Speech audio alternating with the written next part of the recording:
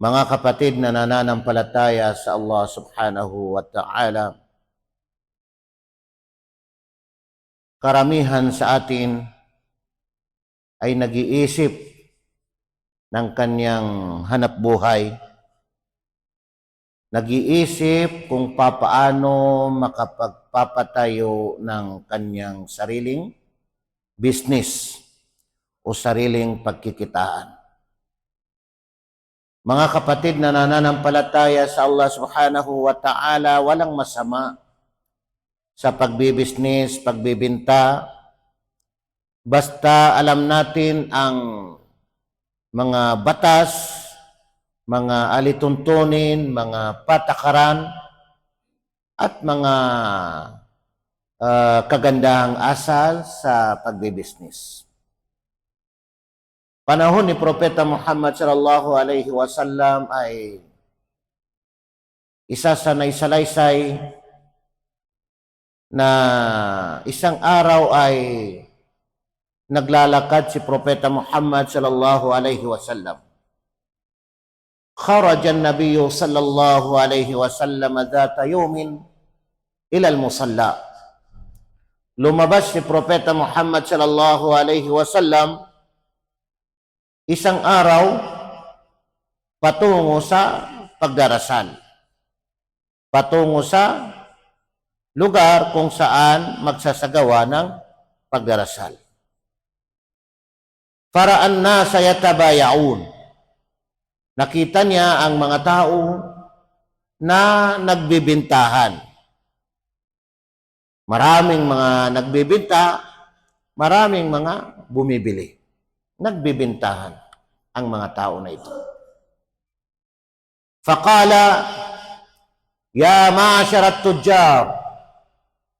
At siya ay nagsabi, o mga tujjar, o mga nagbibinta, o mga businessmen. Tinawag sila ni Propeta Muhammad sallallahu alaihi wasallam. Fastajabu li Rasulillah sallallahu alaihi wasallam wa rafa'u a'naqahum wa absarahum ilayhi. Tumugon sila sa sugo ng Allah. Tumugon sila kay Propeta Muhammad sallallahu alaihi wasallam nung marinig nila ang panawagan ni Propeta Muhammad sallallahu alaihi wasallam. At itinaas nila, iniangat nila ang kanilang mga liig, ang kanilang mga ulo, at ang kanilang mga mata, ang kanilang mga paningin doon kay Propeta Muhammad sallallahu alaihi wasallam. Ibig sabihin ay in-stop muna nila yung kanilang mga pagbibinta, ay talagang binigyan nila ng pansin si Propeta Muhammad sallallahu alaihi wasallam. Lahat ay nakataas ang kanilang mga liig at nakatingin doon kay Propeta Muhammad sallallahu alaihi wasallam.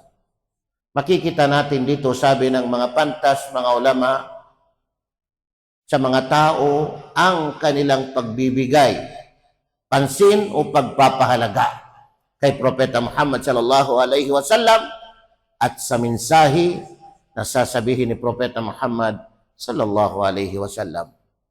Subalit sa ngayon ay nakakalungkot, mga kapatid. Oras mismo ng pag-aaral, pananaliksik ng kaalaman, habang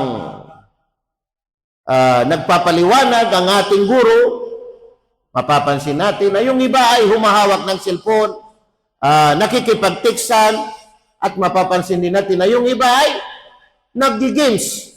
Habang tayo ay nagtuturo, yung iba ay naggi-games.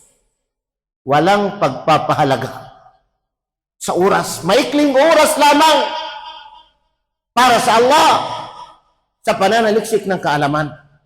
Tingnan ninyo, mga kapatid na nananampalataya sa Allah.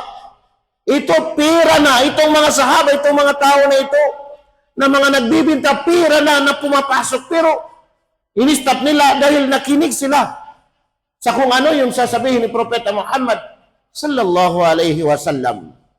Faqala inna tujjara yub'athuna yawmal qiyamati fujjara illa man ittaqallah wa barra wa sadaq.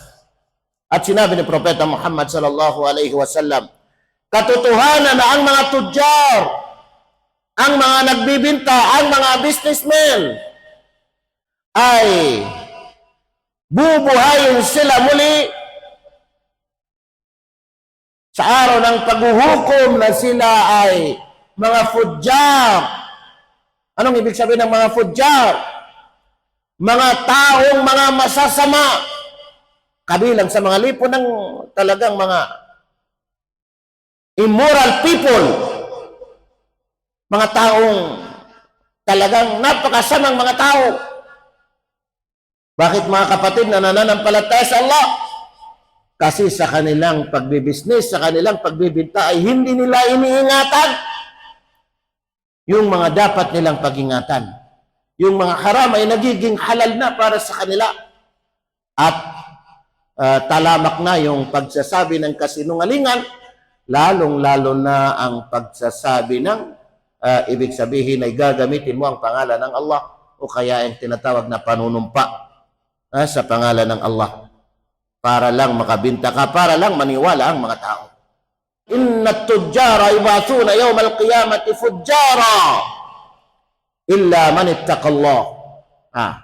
Yung mga tujjar, yung mga businessman, bubuhayin sila muli sa araw ng paghuhukom ng mga masasama,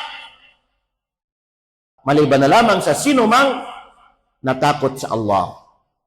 Illa man ittaqallah, sino mang natakot sa Allah, wa barra, at gumawa ng kabutihan, alinsunod sa pananampalatayang Islam, paniniwala sa Allah, paniniwala kay Propeta Muhammad sallallahu alaihi wasallam, wa sadaq, at nagpakatotoo. Totoo yung kanyang sinasabi. Kung ano yung kanyang ibinibinta, yun ang kanyang sasabihin, yung mga totoo. Hindi siya magsisinungaling, hindi niya gagamitin ang pangalan ng Allah subhanahu wa ta'ala. Sinabi ng Allah subhanahu wa ta'ala sa banal na Quran, innal abrara lafi na'im wa innal fujjara lafi jahim.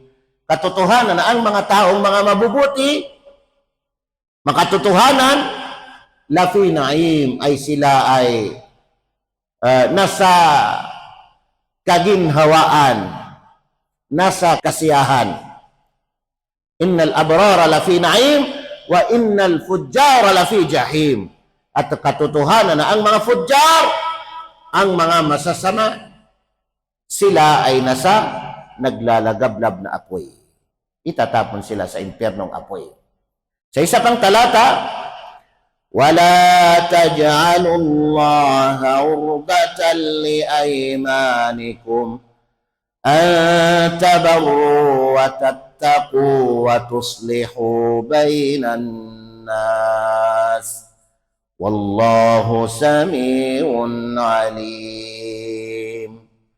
At huwag ninyong gawin, وَلَا تَجْعَلُوا اللَّهَ عُرْضَةً لِأَيْمَانِكُمْ, at huwag ninyong gawin ang inyong panunumpa sa Allah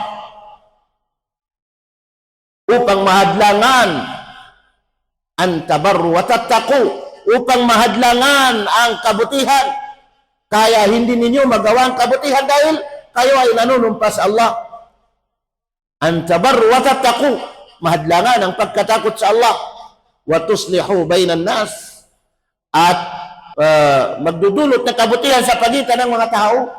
Huwag gamitin ang ibig sabihin panunumpa sa Allah subhanahu wa ta'ala na mahadlangan ang mga ito, ang kabutihan, ang pagkatakot sa Allah, o ang pagkakaroon ng ibig sabihin ay mapabuti ang pagitan ng mga tao.